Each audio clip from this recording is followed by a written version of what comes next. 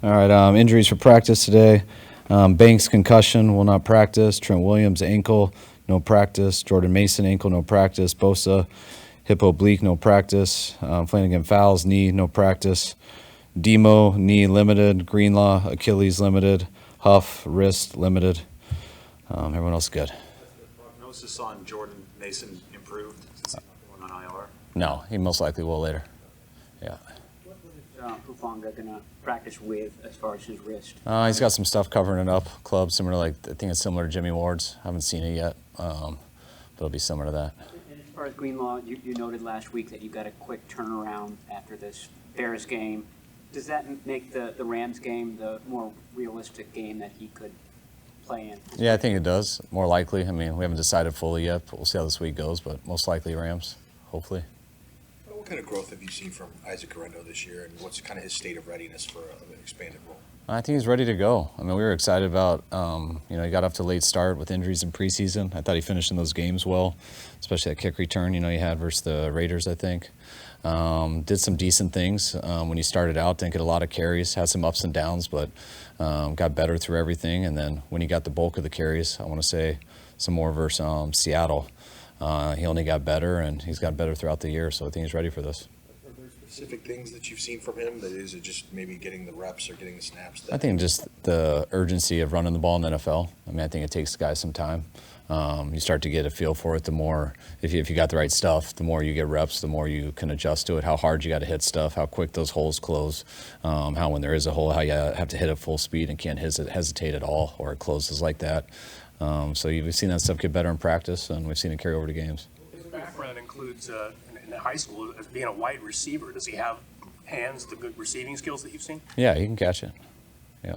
Well, what have you seen out of Ricky Pearsall the last 3 games when he hasn't had a catch and hasn't had many targets? I mean, I think Ricky got a little banged up and in Green Bay, battled through that a lot, still was able to play a lot through it and helped us out at punt return.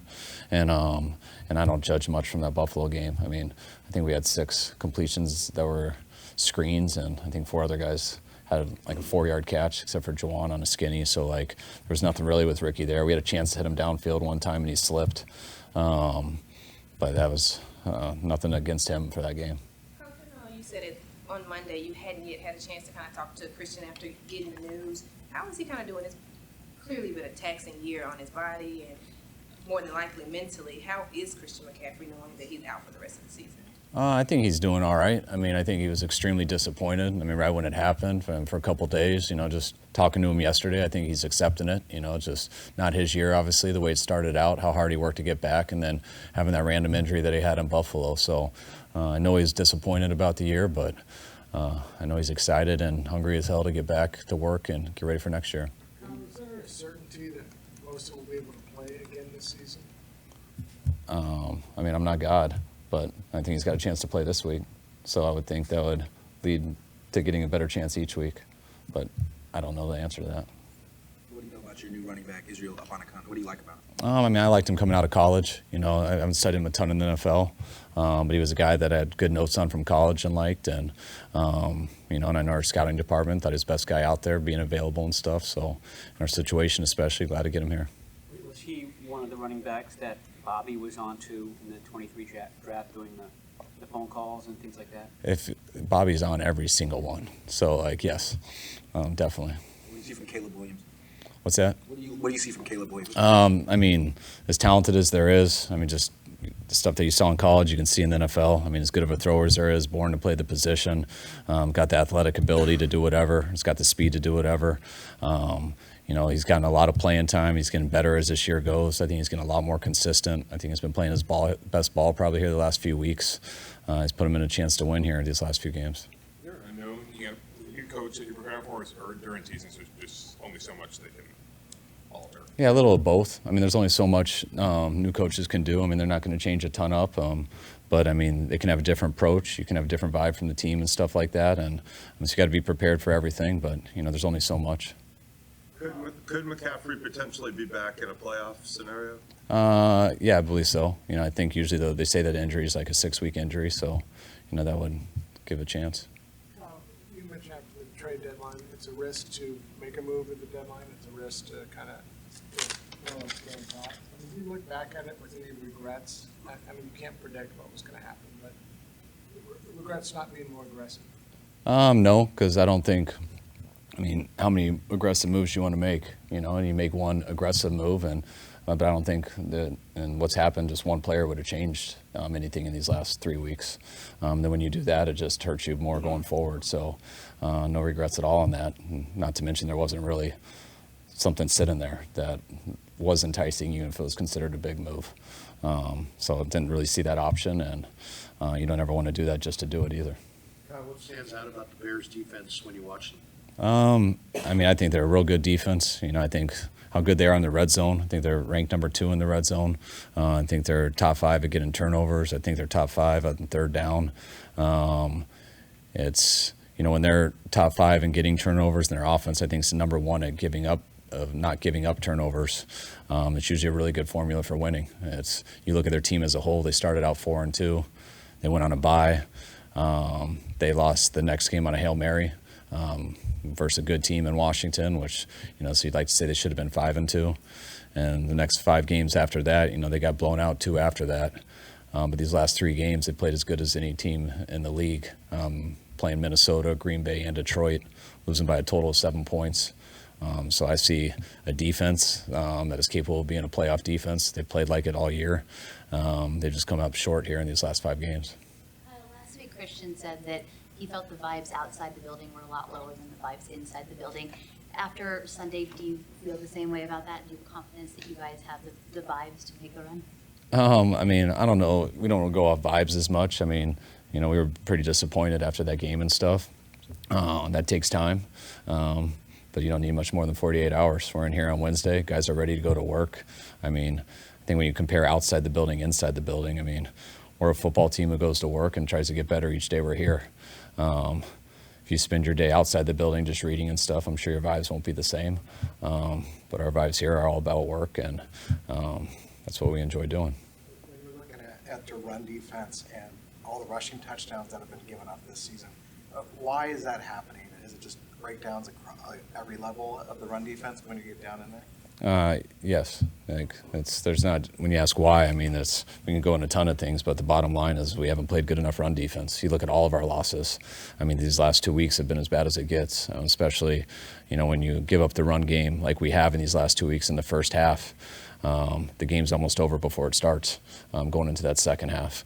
Still thought we had every chance to make it a game in the second half, but that's when we had our 3 turnovers in both games, which leads to blowouts.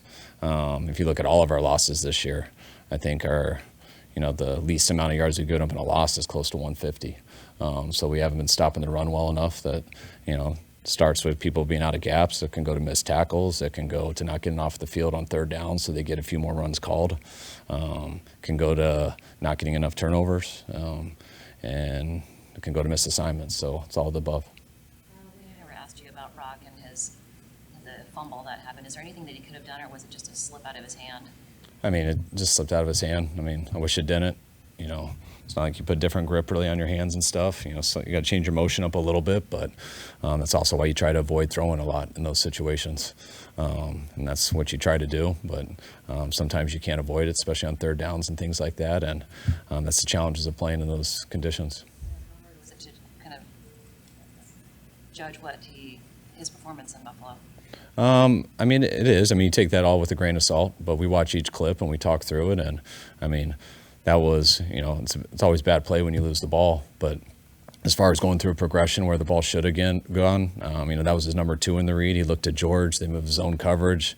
He took a hitch and was going to rip it to the left side and was going to have an explosive to JJ, and the ball slipped out. So, yeah, I don't want to say that was one of his better plays, but he was doing everything right on that play, and I think we all saw why the ball slipped. There's plays in this game that we can coach him up to be better on, and there's some plays where it's like that, where it's an unfortunate situation. Ross will go today. Yeah. Yep. Jawan, Last one, guys. he's had, twice after he's had great games, 10+ catches against the Rams and Seahawks. He hasn't talked to the media, which, you know, we would like to talk to him, but I don't know, he's so pissed about losing, even though he had a great game. I don't know, is that reflective of anything about him or his competitiveness? I don't know. I didn't even know he wasn't talking to you guys. So that's the first I've heard. Can I do that too? Maybe Jawan's just smarter than I am. Yeah, I didn't know. Jawan's an emotional dude, and that's what makes him so great. I mean, you guys see how he plays. And Jawan's one of my favorite people in the world. I mean, he's unique in just the energy he brings to everything. And I haven't asked him because I didn't know that, but I'm sure he hasn't been in the mood after games. He takes those hard. Okay, can I ask you a follow-up? I guess. Not to kiss your butt or anything, but you're not a bad loser. I mean, you may be a bad loser, but in public, in press conferences, you answer the questions. Not every coach does that. And like after Green Bay, you're like getting more questions, and most coaches are like out of there. Is that your dad, or is that just you as far as how you're supposed to handle things? I don't know. That's just how I am. I answer questions. I'm not a good, I don't make stuff up, so I try to answer you guys' questions, especially if it's not a stupid question. Sometimes I struggle with ones that I don't understand. Forgive me if I think they're stupid. They might not be. I just don't understand them all, but that's how I do press conferences. I answer the questions. So I always try to do that without hurting our own team. And that's really about as simple as I keep it. But no, I don't take losing well. But I'm not showing you guys how I deal with my life in these 8 great minutes. All right, guys. Thanks.